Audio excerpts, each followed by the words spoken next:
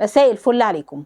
في البداية ببارك لجماهير الزمالك على الفوز وتصدر المجموعة والعودة مرة أخرى للانتصارات اللي إن شاء الله تتوالى في الفترة اللي جاية. مباراة الحقيقة كنت حاسة وكأن جوميز هو اللي بيديرها مش أحمد مجدي. مفيش أي جديد في خطة اللعب، مفيش أي تركة أو بصمة ممكن أشاور عليها وأقول إنها بصمة أحمد مجدي، لكن الجديد بالنسبة لي كان رجولة لاعبي الزمالك وإصرارهم على الفوز من أول ثانية في اللقاء. تقريبا طوال الشوط الأول الزمالك حاطط المصري في ال18 بتاعه، وعلي ماهر بيدافع بال11 لاعب، والظاهر فعلا كده إن المصري أصبح عقدة للزمالك زي ما قال علي ماهر. يمكن تكون فرص كتير ضاعت ما استغلهاش لاعبي الزمالك وهجمات اتفنشت بشكل غلط، لكن خلينا نتفق ان الروح اللي كانت موجوده والرجوله اللي لعب بيها لاعبي الزمالك تخلينا نتفائل وتوصل لنا رساله ان لاعبتنا عندها احساس بالمسؤوليه، وان اللعيبه الكبار حقيقي هم اللي سايقين اوضه اللبس وبيفكروا بشكل يستاهل الاشاده الحقيقه. لكن خلينا نسيب اي كلام في الكوره لحلقه بكره زي ما اتعودنا، وخليني ارحب بالعراب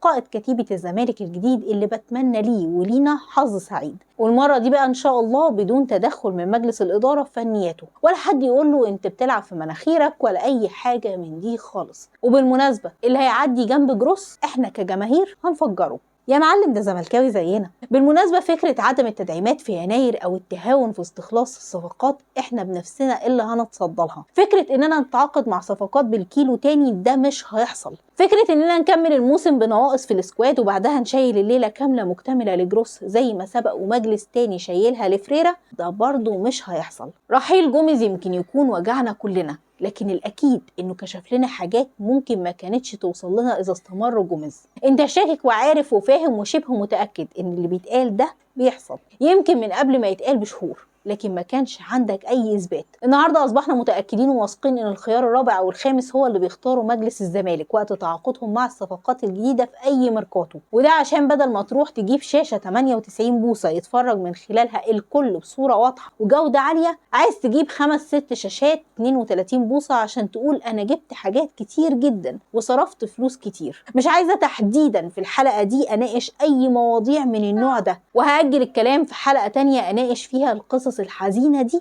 على رواقه. خلينا دلوقتي في موضوعنا. انا بشوف ان من اهم الخطوات الايجابيه في اللقاء المصري بعيدا عن الفنيات وطريقه اللعب واجتهاد اللاعبين هي حضور كريستيان جروس المباراه من ارض الملعب. كان مهم جدا ان اللعيبه تشوف الراجل ده موجود في المدرج، لان وجوده بيوصل لهم رساله في منتهى الاهميه، وهي ان مفيش وقت لاي كسل. الراجل وصل المطار الصبح منه على نادي الزمالك، راح خلص اموره مع الاداره ومن 100 عقبه على استاد برج العرب. يعني الراجل اللي جاي من سفر ويا دوبك بينهي اموره مع الاداره ما استناش يشوف لعيبته في التدريبات تاني او تالت يوم. الراجل كلموه وافق، حجز، نزل مصر، خلص، بدأ يشتغل كل ده في 48 ساعة بس زي ما أنا كنت قلت لك قبل كده. جروس لو المجلس خلص معاه هيكون موجود خلال 48 ساعة بس في مصر. الراجل ده بتاع شغل وما عندوش وقت يضيعه، وبتوقع انه من بكره يكون في التدريبات ويكون بيحفظ لعيبته وطريقته وبيناقش معاهم اخطائهم في مباراه المصري، وبيبدا يجهز لملحمه جديده مع بطل ابطال افريقيا وسيدها. متفائله بجروس وشايفه انه ان شاء الله هيحقق التارجت اللي كنا بننتظره من جوميز، ومين عارف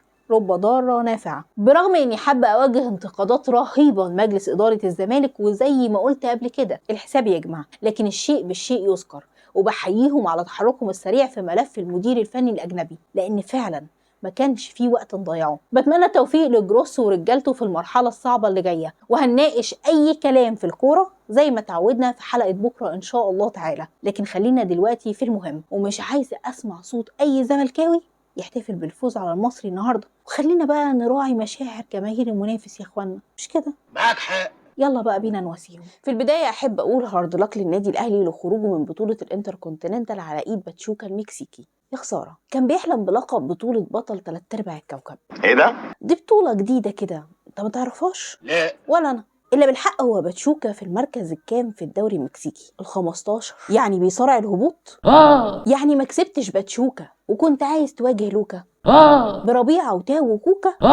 طب كنت خد معاك مايوكا. أنا أول مرة أشوف هزيمة محزنة بطعم المكسب. يا راجل ده قضى أخف من قضى. حد يقابل أنشيلوتي بإرادته والله الواحد ما بقى عارف نحلف برحمة مين؟ ميمو ولا المكسيكي؟ المكسيكي. ما هو ميمو كمان بيضيع مكسيكي يا عم، الله يرحم الجوز. بقول لك المكسيكي. طب ازاي؟ البحر بعت لكم دليفري. طب والله انا كان قلبي حاسس، يقولوا مات، اقول لهم حي، يقولوا راح، اقول لهم جاي وهيفرح كل الحي.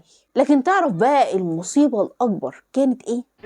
ان الفولت هنا خاف يسجل لتقتحم جماهير باتشوكا الاستاد وتبقى كارثه. وبرغم ان الركله دي كانت محتاجه ل2 فاز، الا ان كهربا وبغرابه سددها ب 220 فولت بس عشان يهدي جماهير باتشوكا اللي كانت برضه مصره تقتحم الاستاد. طول عمري بقول ان الفولت ده قلبه كبير من يوم ما كان في الزمالك. انا بقول بقى كابتن محمد رمضان يراضيه بغرامه 1,000,000 جنيه ولا حاجه بسبب رعونته الزايده في الانفراد وفي تسديد ضربه الجزاء، ويفرض كمان غرامه 2 مليون دولار على كابتن خطيب كونه تعاقد مع الكهرباء. لكن شوف يا اخي الدنيا دي دواره، شوف كنا فين وبقينا فين يا زمان. طول عمري اعرف ان يوم ما الاهلي بيكسب، دنيا سعيده والناس مبسوطه ماشيه في الشارع مبسوطه. يوم ما الاهلي بيأدي اداء كويس، انزل في اي حته مش هتلاقي مشاكل. والطبيعي ان المشجع الاهلاوي بيكون سعيد وبينام مبسوط والدنيا بتبقى جميله ومش مهم بالنسبه له هو مقتنع ولا مش مقتنع. ده مش هيفرق كتير، لو مش مقتنع يقنعه كابتن شوبير، ولو لسه مزمزق يقنعه كابتن سيف. وده بيحصل في الاعلام الرياضي المصري.